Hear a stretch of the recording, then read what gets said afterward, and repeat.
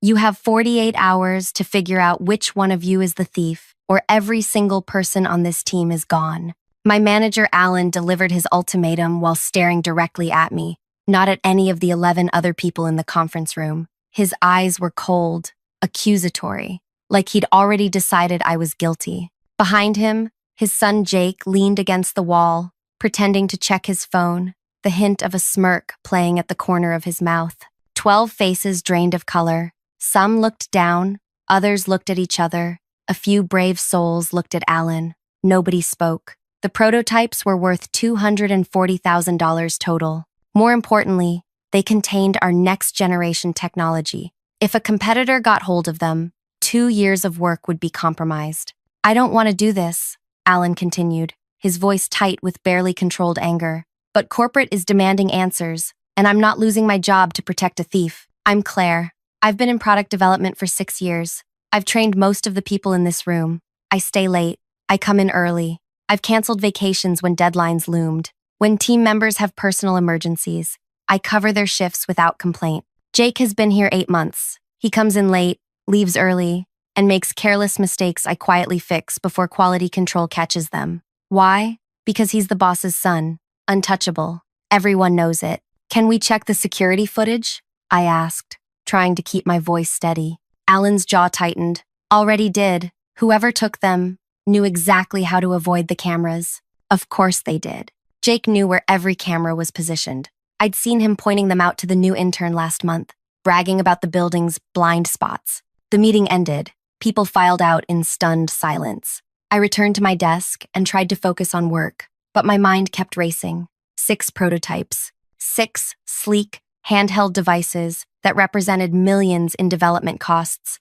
Gone. Lena stopped by my desk after lunch. "This is insane," she whispered. "He can't fire all of us." "He can if corporate backs him," I said. "They'll just hire a new team." "Do you think?" She glanced around and lowered her voice even more. "It could be Jake?" I gave her a warning look. Even whispering such things was dangerous. Jake might be careless with his work, but Alan was fiercely protective of his son. I thought about all the times I'd covered for Jake, logging prototype units back into inventory when he forgot, filing damage reports under my own name so he wouldn't get written up, taking blame for delays he caused. I did it because I believed in our team, all of us, even Jake. I did it because starting conflicts with the boss's son would only hurt morale. I did it because I thought I was being a good leader. Now, looking at Lena's worried face, I wondered if I'd been wrong all along. That night, I couldn't sleep.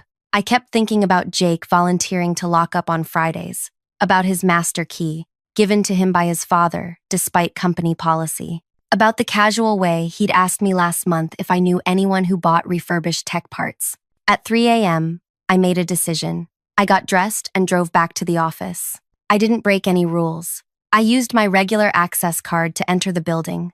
Security knew me. I often came in early or stayed late. I went straight to the equipment room where we all had lockers. Jake's was in the corner. It had a combination lock, 4 digits. I remembered overhearing him tell Ben it was his birth year. I didn't open it. I just stared at it, thinking, if I reported my suspicions to Alan, one of 2 things would happen. Either he wouldn't believe me and would retaliate against me for accusing his son, or he would believe me and cover it up, possibly by framing someone else. I'd seen him protect Jake before. 3 months ago, when Jake damaged an expensive testing machine, Alan blamed the maintenance team. A good man lost his job. I went home without touching the locker. Sleep still wouldn't come. The next morning, Alan called another meeting. He looked worse than the day before, red-eyed, pale, tie slightly askew. "Corporate is sending an internal investigator," he announced. "If we don't find the prototypes by Friday, I'll have no choice but to start termination paperwork for the entire team." His eyes swept across everyone before landing on me again. "If anyone knows anything, now's the time to come forward."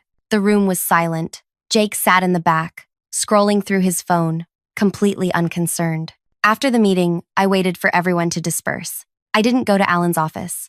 Instead, I took the elevator down to the first floor and walked directly to the security desk. Rita, head of security, was reviewing footage on her monitor. She looked up when I approached. "I need to speak with you," I said quietly, privately. She raised an eyebrow but led me to her small office off the main lobby. "What can I do for you, Claire?" I've noticed something unusual in the equipment room, I said carefully. I think someone should investigate. This about the missing prototypes? I nodded.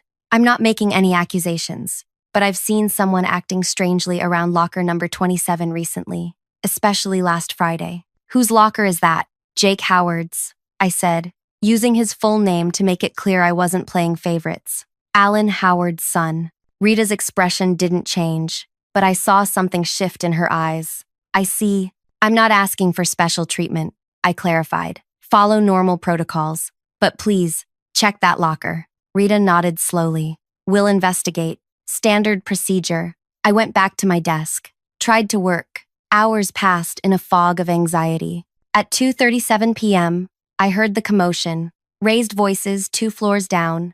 Then the elevator dinged on our floor, and 2 security officers stepped out, followed by Rita and Alan. Their faces told the story before any words were spoken. They'd found the prototypes. Alan's face was ashen as they marched toward Jake, who was just returning from a long lunch break. The look of confusion on Jake's face quickly morphed into panic as Rita explained they'd found all 6 missing prototypes in his locker, wrapped in his jacket. That's not possible, Jake stammered. Someone must have put them there. I'm being framed. Alan looked at his son, then at the security team, then at his son again. I could see the conflict in his eyes, the executive responsible for company property versus the father protecting his son.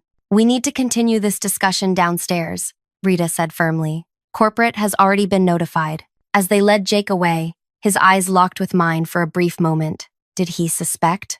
I kept my face neutral, my eyes calm. But there was something he didn't know, something no one knew except me. While security was discovering the physical evidence in Jake's locker, another bomb was about to drop. Because last night, after I left the office, I'd done something else. Something that would destroy not just Jake's job, but the very thing Alan valued more than his career or reputation. Before I went to security, I discovered something on Jake's phone. Once, about a month ago, he'd left it face up on his desk. When he went to the bathroom, a notification had popped up, a text from someone named Mia. I couldn't help seeing the preview. Can you get me another one? My boss was impressed. I didn't touch his phone. I didn't need to. That single message was enough for me to start connecting dots. A little research on LinkedIn revealed that Mia worked in product strategy at Vertex Tech, our biggest competitor. More discreet digging uncovered they'd met at an industry mixer 3 months ago. Shortly after, Jake started volunteering to handle inventory, started asking about prototype sign-out procedures, started staying late on Fridays. What Jake didn't realize was that I had access to the company email archive for our department, a security measure implemented after a data breach last year. Every email, even deleted ones, was stored for 90 days. So last night, after visiting the office, I went home and logged into the archive. I found emails between Jake and Mia, professional at first, then increasingly personal, then incriminating. My father doesn't even know what's happening in his own department, Jake had written. These prototypes are game changers, and he's too busy playing corporate politics to notice when they go missing. Another email. It's almost too easy. The old man trusts me completely. He thinks I'm learning the family business. What a joke. And the most damaging, I've got access to everything. Dad handed me a master key on my first day. He's so desperate for me to follow in his footsteps that he'd probably cover for me if I emptied the entire supply room. I created a new email account and forwarded these messages to Alan's personal address, the one he'd accidentally used to send a team email once. I didn't add any commentary. The emails spoke for themselves.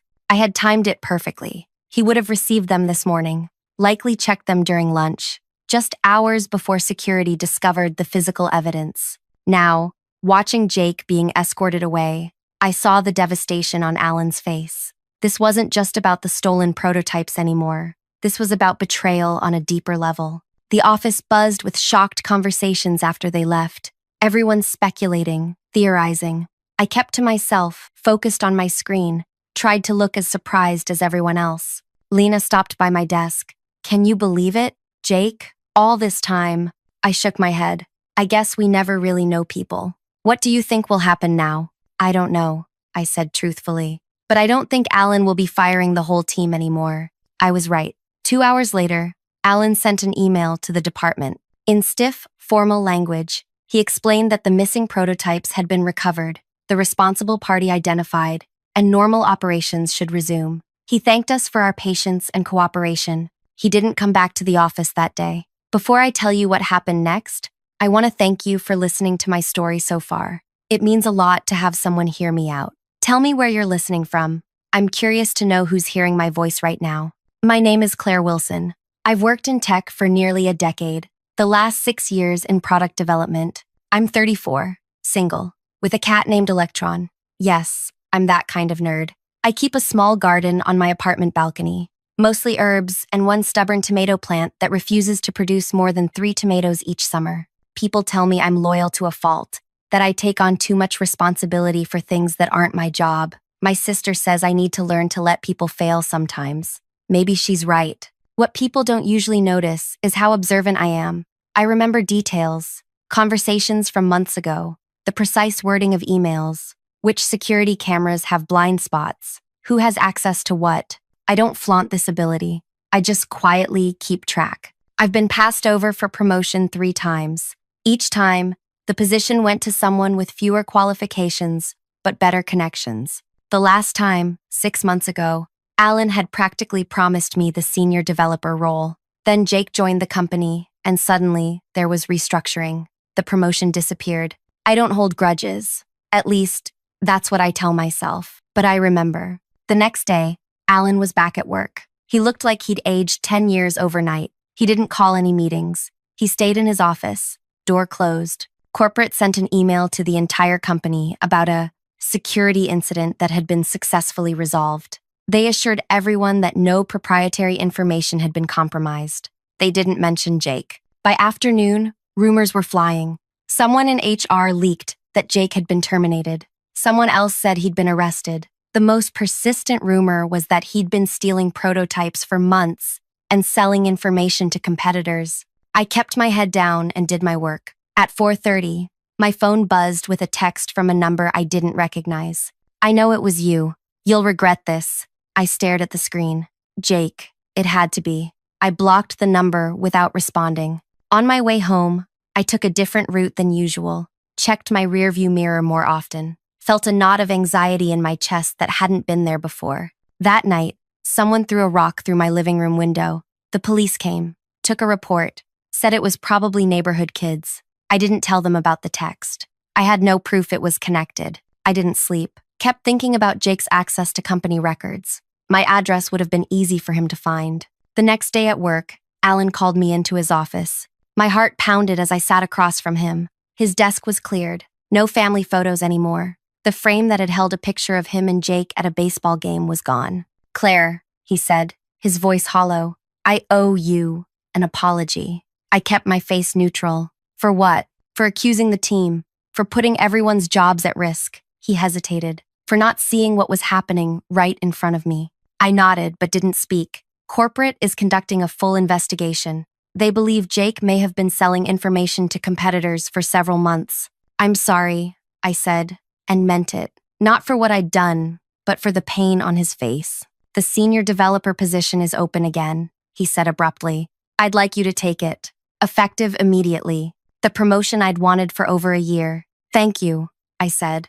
I appreciate the opportunity. He nodded, then looked down at his desk. Our meeting was clearly over. As I stood to leave, he spoke again. Someone sent me emails. Private emails between Jake and someone at Vertex. Did you know anything about that?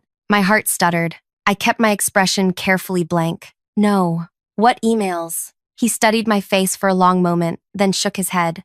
Never mind. Congratulations on the promotion. I walked out, feeling his eyes on my back. Did he suspect? Did he know? I couldn't tell.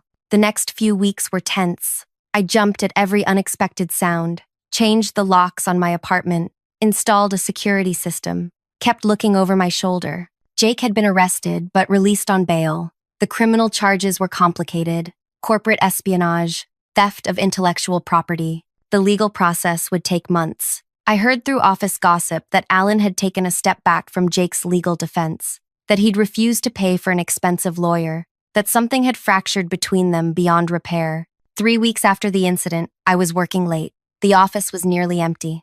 I was reviewing documentation for the promotion I'd finally received when I heard a voice behind me. You ruined my life. I froze, my fingers hovering over my keyboard. I didn't turn around. I didn't need to. I recognized Jake's voice. Lower now, rougher around the edges, but unmistakably him. You're not supposed to be in the building, I said, trying to keep my voice steady. Your access was revoked. He laughed, a bitter sound with no humor in it. Turns out there are ways around security systems if you know who to pay. My heart hammered in my chest. We were alone on this floor. Most of the lights were dimmed. Security did rounds, but they were predictable. Every hour, on the hour. It was 8:27 p.m. I slowly turned my chair. Jake stood 10 feet away, unshaven, wearing jeans and a hoodie instead of his usual designer clothes. His eyes were bloodshot, his posture tense. You should leave, I said, reaching for my phone on the desk. Before security finds you. I know it was you, he said, taking a step closer. I know you went through my locker. Security found the prototypes. I corrected him. I had nothing to do with it. Bullshit. Another step closer. No one else knew my combination. And those emails to my dad? That was a nice touch. I stood up, putting the desk between us. Jake, you're making things worse for yourself right now. If you leave immediately, I won't report this. He ignored me. My father won't even look at me. My court date is next week. My life is over. And for what? I wasn't even selling them. Not really. You took 6 prototypes worth $250,000. I was showing them off, impressing a girl. I was going to bring them back. After you let a competitor examine our proprietary technology, he slammed his hand down on my desk, making me flinch. You self-righteous bitch. You think you're so perfect, so loyal to the company. You've been here 6 years, and what do you have to show for it? A desk by the window? A small raise every year? I said nothing, my fingers finding my phone behind me. You know what's funny? He continued, voice dropping. Dad was never going to promote you. Ever. He told me that. Said you were too valuable where you were. The perfect worker bee. That stung, even though I knew he was just trying to hurt me. And now? Congratulations on your promotion, earned by destroying my life. He leaned forward. I'm curious. Did it feel good? Watching me get arrested? Seeing my father's face when he realized what you'd done?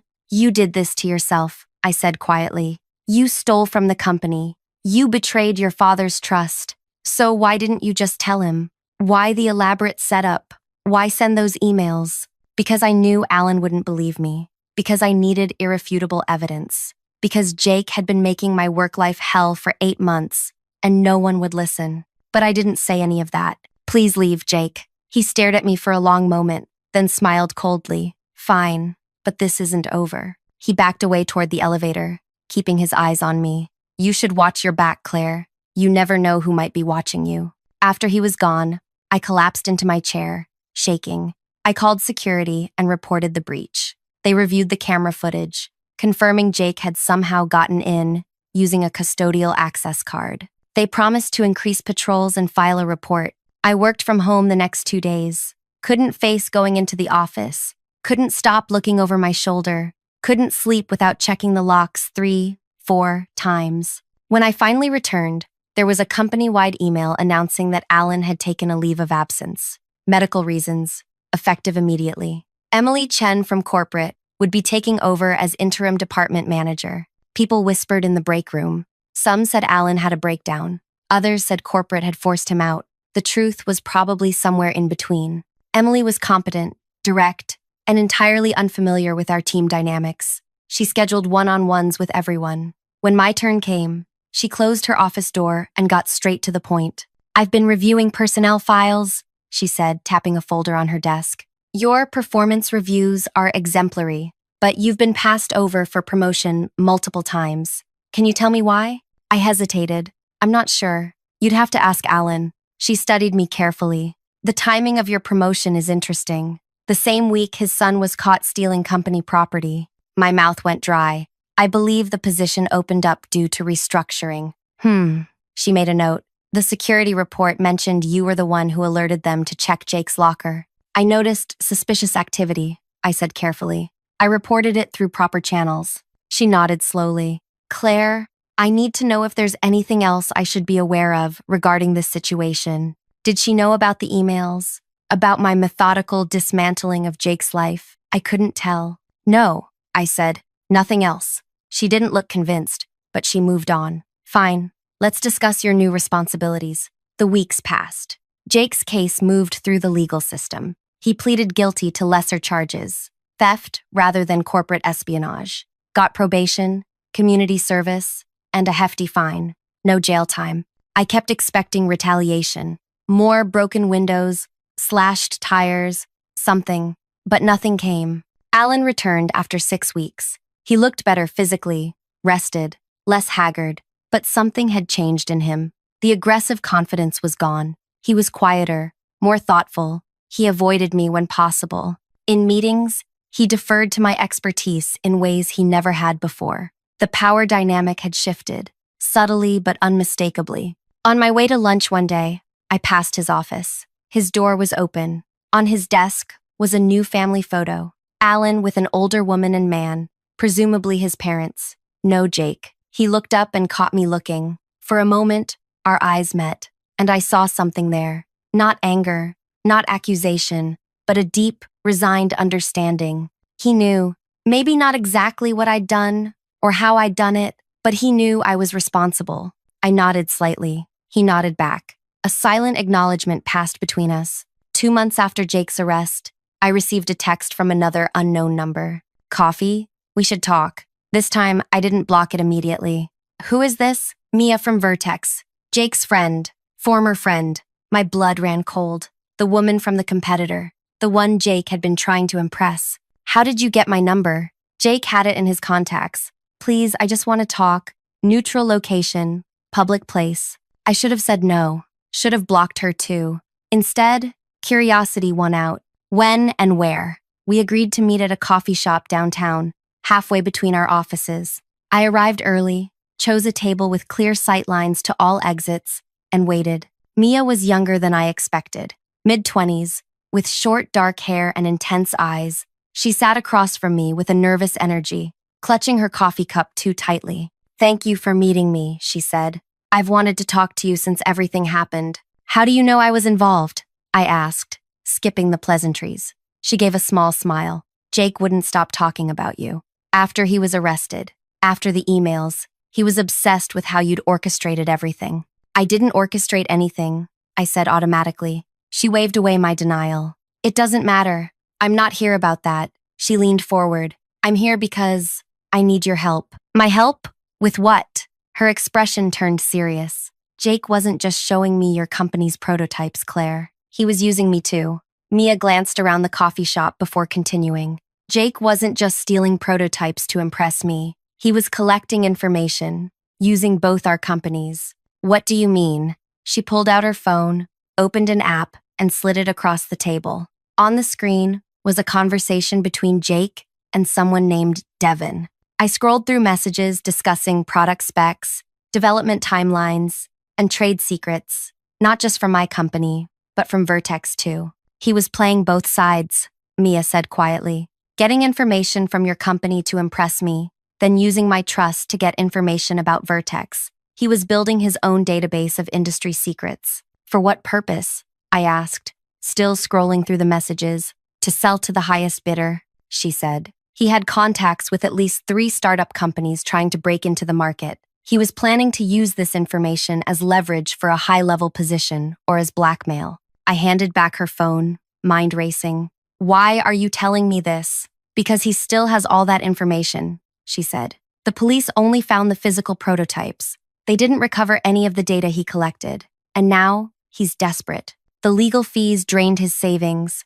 His father cut him off financially. He's been contacting people, trying to sell what he has. Have you gone to the police? She shook her head. With what proof? Those messages don't explicitly show he was planning to sell anything. And, she hesitated. I'd lose my job if Vertex knew I shared confidential information with him, even unintentionally. I studied her face, looking for deception. What exactly do you want from me? I know you have access to the company email archives, Jake told me. I need to know what information he has from your company, what damage he could do. My instinct was to refuse immediately. This could be a trap. Mia could be working with Jake to ensnare me in something worse. but something about her desperation seemed genuine. And if what she was saying was true, Jake was still a threat, not just to me, but to the entire company. "Let me think about it," I said finally. "I'll need time." She nodded, pushing a business card across the table. My personal contact information, not company-related. I took it, not committing to anything. That night, I couldn't sleep. If Jake really was planning to sell company secrets, I needed to stop him. But accessing those archives without proper authorization, even though I technically had access, could cost me my job if discovered. I thought about the team, about the developers who'd poured years into these projects, about the jobs that could be lost if our intellectual property was compromised. By morning, I'd made my decision. I went to work early. The office was nearly empty. I logged into the archive system and began searching through Jake's communications more thoroughly than before. What I found was worse than Mia had suggested. Jake hadn't just been showing off prototypes. He'd been systematically collecting information from multiple departments, development specs, marketing strategies, financial projections. He'd created a comprehensive package of our company's most valuable secrets. And worse, I found evidence that he'd already approached a startup called Next Gen Systems, offering to sell what he had. I saved everything to an encrypted drive and locked it in my desk. Then I called Emily, the interim manager who still worked alongside Alan. "I need to speak with you," I said. "It's urgent." In her office, I laid out what I'd discovered. I was careful not to mention how I'd originally found the information about Jake's locker or the anonymous emails I'd sent Alan. I focused solely on the immediate threat. Emily listened without interruption, her expression growing more serious by the minute. "How did you discover this?" she finally asked. "I was contacted by someone from Vertex Tech," I said. Deciding honesty was the safest approach. They had concerns that Jake Howard had collected sensitive information from both companies. "And you decided to investigate on your own rather than reporting this immediately?" "I needed to confirm if the threat was real before raising an alarm," I said. "Now I have proof." She was silent for a long moment, then reached for her phone. "We need to bring in legal and security. This goes beyond a simple theft now." The next 24 hours were a whirlwind. I sat in meetings with corporate security, legal teams, and executives. I explained everything I'd found, showed them the evidence, named Next Gen Systems. The company moved quickly. They obtained an emergency injunction against Jake to prevent him from distributing any proprietary information. They contacted Next Gen with cease and desist orders. They reached out to Vertex, initiating an unusual cooperation between competitors to address the shared threat. Alan was notably absent from these meetings. When I finally saw him in the hallway, he looked at me with an unreadable expression. "You knew," he said softly. "You knew all along what he was doing." "Not the full extent," I answered honestly. "Not until recently." He nodded slowly. "Was it worth it?" The question caught me off guard. Was what worth it? Bringing him down. Was it worth what it's cost you? I thought about the sleepless nights, the broken window, the constant looking over my shoulder. "I didn't do it to bring him down," I said. "I did it to protect the team." He studied my face for a long moment. "You know," he told me, "it was you who sent those emails. He was convinced you orchestrated everything." My heart stuttered. "And what did you say?" I told him he was giving you too much credit. A sad smile crossed his face. "I was wrong, wasn't I?" Before I could respond, he continued. "I've submitted my resignation. Effective end of month. Sometimes the cost of our mistakes is too high to keep paying it." He walked away, shoulders slightly bowed under an invisible weight. 2 days later, Jake was arrested again, this time for attempted corporate espionage and violation of his probation. The evidence against him was overwhelming. No expensive lawyer could help him now. Mia kept her job at Vertex. Both companies agreed to a rare collaboration to strengthen their security protocols against future threats. Neither publicly acknowledged what had happened. Emily became our permanent manager. Under her leadership, our department flourished. People stopped walking on eggshells. Mistakes were addressed openly rather than hidden. Work became enjoyable again. As for me, I received a second promotion. 6 months later, Senior Product Development Manager. My name appeared on patent applications. My opinions carried weight in planning meetings. Sometimes I think about Alan, who moved to another state to start over. I heard he teaches business ethics at a community college now. There's an irony there that's not lost on me. I think about Jake too. serving his sentence. I wonder if he understands yet that his downfall wasn't my vendetta. It was his own choices, his own arrogance, his belief that the rules didn't apply to him. The broken window in my apartment was fixed. The texts stopped. The fear of retaliation faded. What remains is a lesson I never expected to learn. Sometimes protecting yourself means letting others face the consequences of their actions. Sometimes loyalty needs to be directed toward those who deserve it, not those who demand it. I don't feel like a hero in this story. I made calculations. I took risks. I exposed a wrong but hurt people in the process. Alan didn't deserve to lose a son, even one like Jake. But 12 people kept their jobs. Our company's future remained secure, and a workplace bully discovered that being untouchable is just an illusion. If you've stayed with me until now, thank you for listening. I wonder what you would have done in my place. Would you have acted sooner, later, differently? I still ask myself these questions. And if my story resonated with you, if you've ever stood up against someone who seemed untouchable, let me know. Sometimes knowing we're not alone in these difficult choices makes them a little easier to bear.